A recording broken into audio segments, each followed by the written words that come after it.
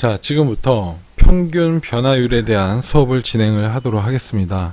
수업을 진행함에 앞서서 여러분들 화면을 보시면 제가 왼쪽 위에 구간, 즉 정확히 얘기하면 닫힌 구간 A와 B 사이, 즉 X가 A에서 B까지 변화할 때의 평균 변화율이다 라고 제가 강조를 해놨는데, 그 평균 변화율이라는 개념은 항상 구간에 대한 개념이에요. 그래서 어떤 문제를 보더라도 평균 변화율이 주어질 때에는 항상 구간이 주어져 있게 됩니다. 아시겠죠? 그래서 평균 변화율은 구간에 대한 개념이라는 것을 꼭 명심을 하시기 바랍니다. 아시겠죠? 자, 그렇다면은 평균 변화율이 무엇이냐? 우리는 일반적으로 델타 X분의 델타 Y를 평균 변화율이라고 쓰고, 얘를 다시 쓰면 X 변화량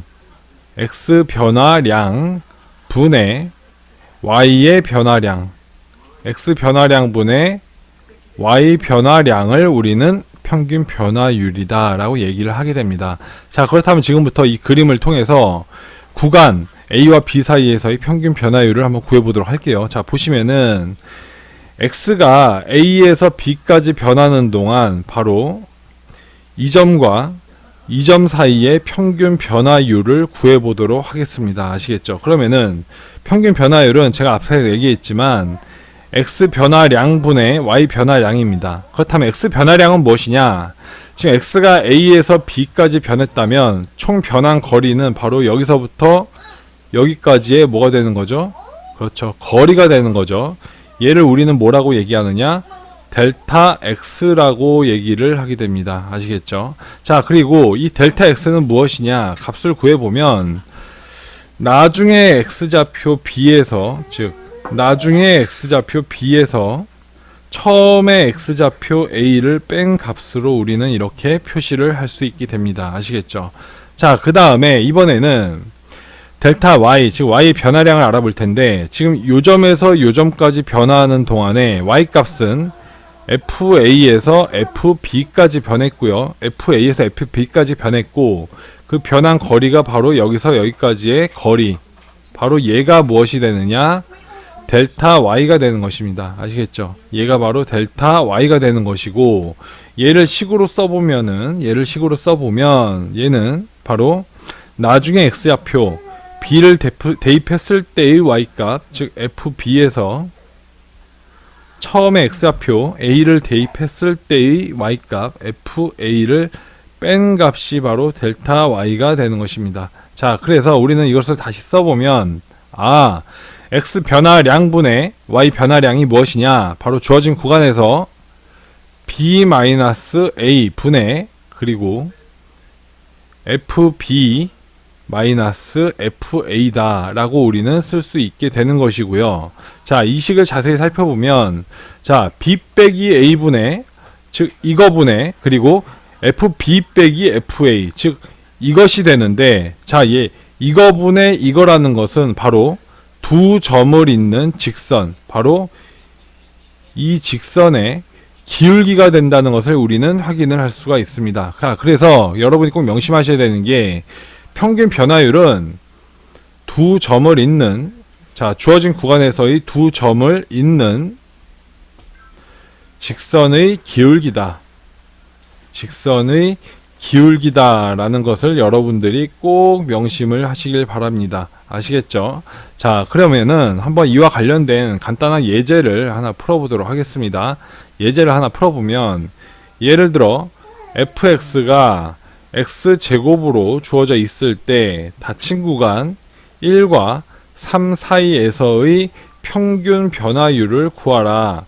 평균 변화율을 구하라 라는 문제가 있다고 봅시다. 그렇다면 이 문제를 풀어본다면, 자, 평균 변화율은 델타 X분의, 그리고 델타 Y라고 제가 말씀을 드렸고, 델타 X는 무엇이 되느냐? 주어진 구간에서 X 변화량, 즉 나중에 X좌표 3에다가 처음에 X좌표 1을 뺀 값이 될 거고요. 그리고 델타 Y는 Y의 변화량, 즉 나중에 X좌표 3일 때의 Y값, 즉 3의 제곱 분의 마이너스, 그리고 처음에 x좌표 1일 때의 y값 1제곱을 뺀 값이라고 우리는 쓸 수가 있게 됩니다.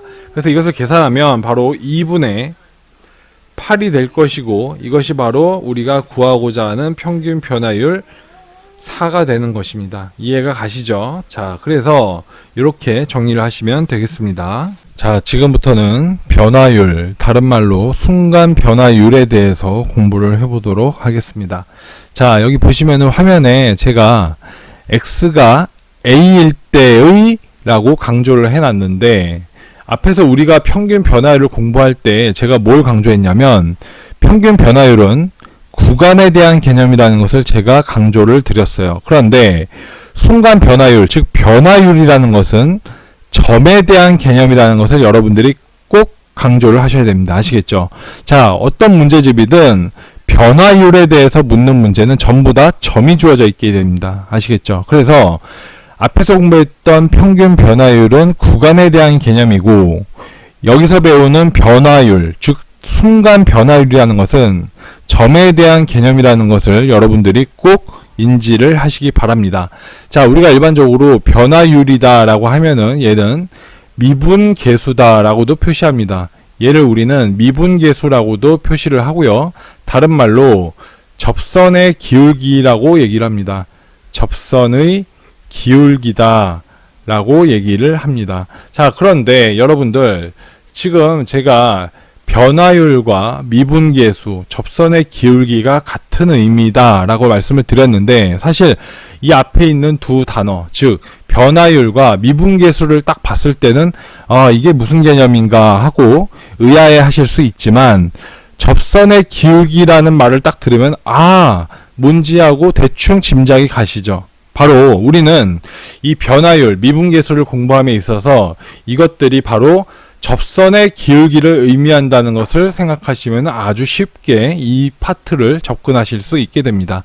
자, 그렇다면은 x좌표가 a일 때의 변화율, 미분계수, 접선의 기울기를 수학적으로는 어떻게 표시하느냐, 얘를 우리는 일반적으로 f-a라고 표시를 하게 됩니다. 아시겠죠?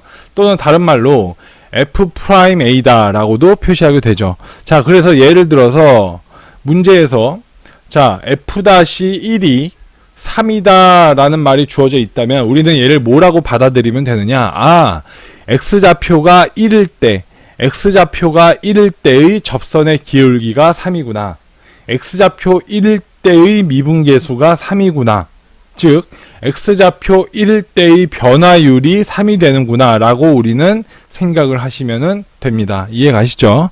자, 그렇다면은 지금부터 x좌표가 a일 때, 이 그림상에서 a일 때 바로 요 점에서의 변화율, 즉 접선의 기울기를 구해보도록 할 텐데요. 접선의 기울기를 구하려면 바로 이 점에 접하는 직선을 그려야겠죠. 그래서 지금부터는 바로 이 직선, 바로 요 점에 접하는 이 직선의 기울기를 구해보도록 하겠습니다. 그렇다면은 이것을 구하기 전에 우리는 일단 앞에서 배웠던 평균 변화율을 활용해 보도록 할 텐데요. 자, 요 점과 바로 이 점을 잇는 두 점 사이의 평균 변화율을 먼저 구해 보도록 하겠습니다. 자, 우리는 앞에서 평균 변화율이라는 것은 바로 뭐라고 배웠냐? 델타 x 분의 델타 y라고 배웠고요.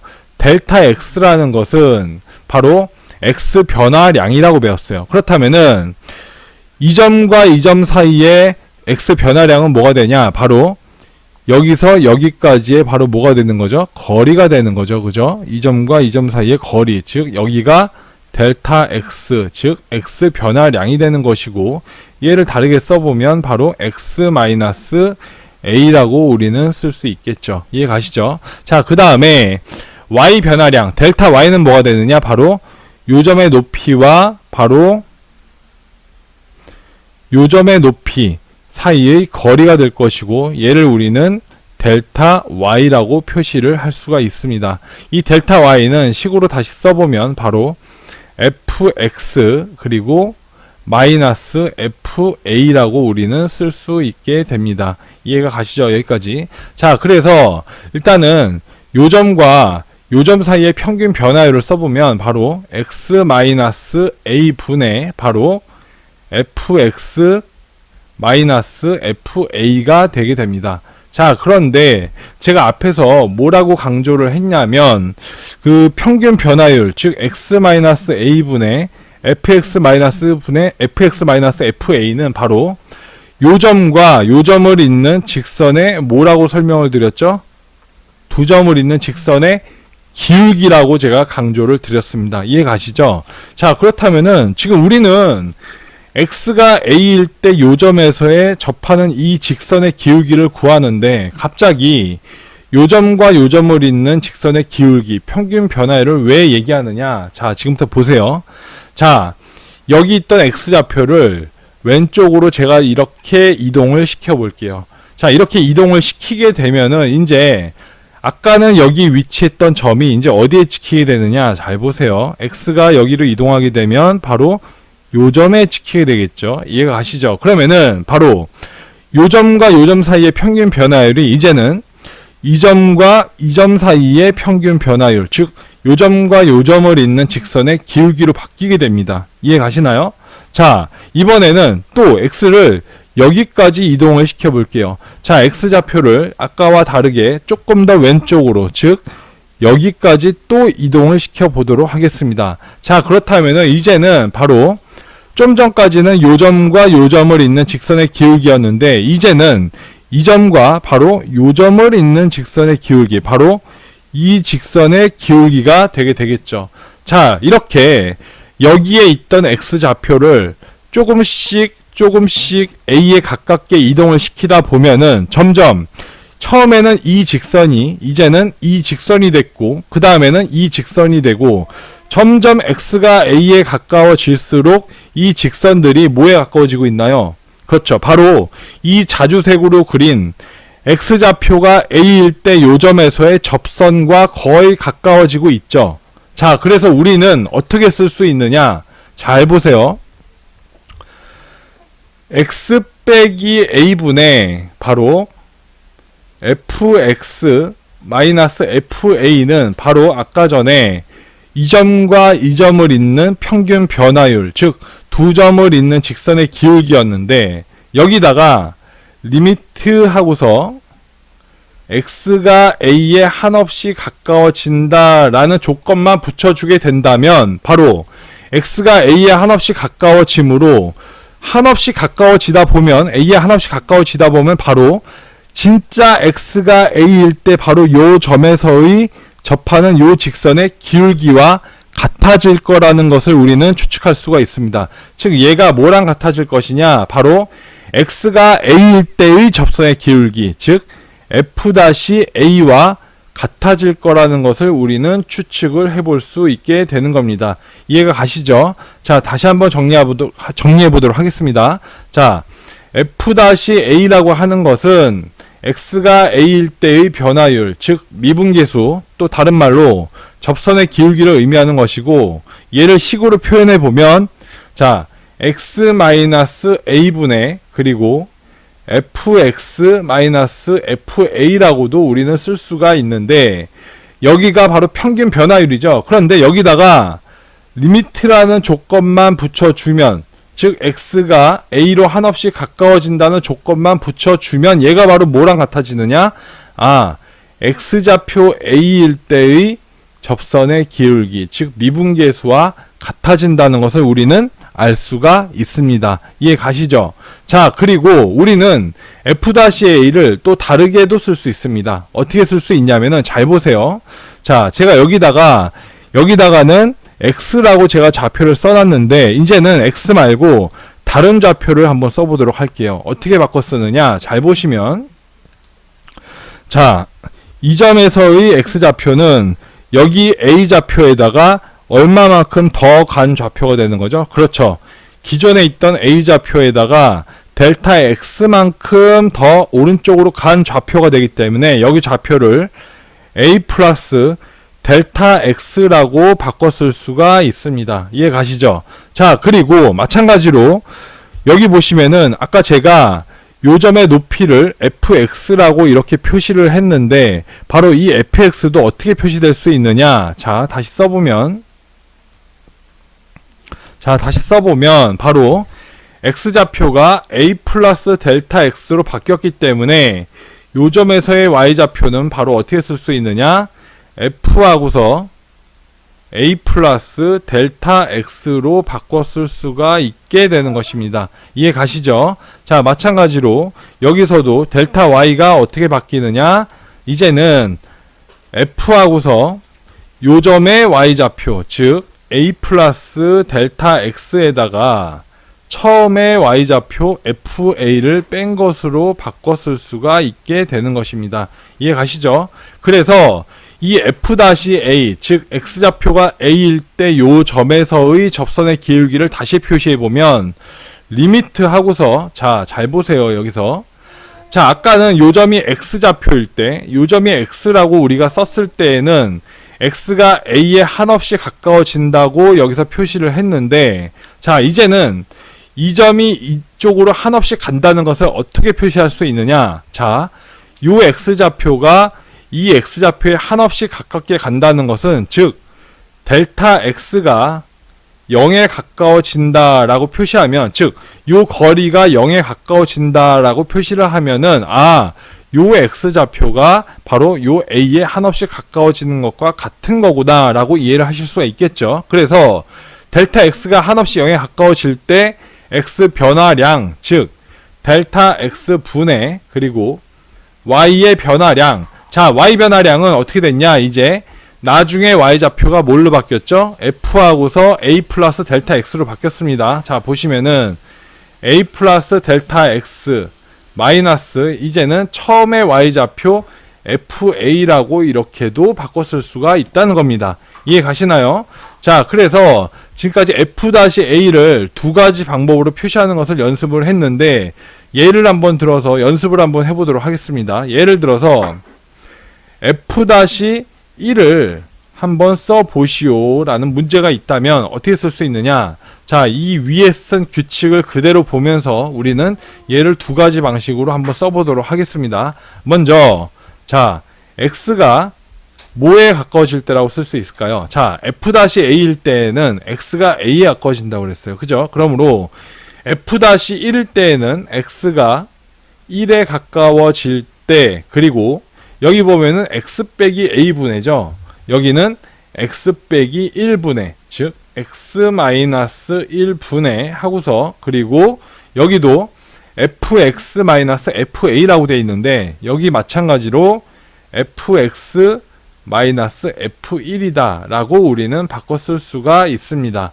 또 얘를 이번에는 델타 x를 통해서 바꿔 써 보시오 하면 어떻게도 쓸 수 있느냐. 자, 위에 있는 식을 그대로 따라서 쓰시면 됩니다. 델타 x가 0으로 가까워질 때 델타 x 분의 하고서, 자, f하고서, 자, f-a일 때는 a 플러스 델타 x였죠. 그렇다면 f-1일 때에는 여기다가 뭘 쓰느냐. f하고서 1 플러스 델타 x 그리고 마이너스 하고서 fa 대신에 여기는 f1이라고 우리가 쓸 수가 있는 겁니다. 이해 가시죠? 자, 그래서 여러분들이 f-라는 수학적인 식을 이렇게 두 가지 방법으로 표시할 수 있으셔야 됩니다. 이해 가시나요? 자, 그러면은 이어서 간단한 문제를 좀 몇 개 풀어보도록 하겠습니다.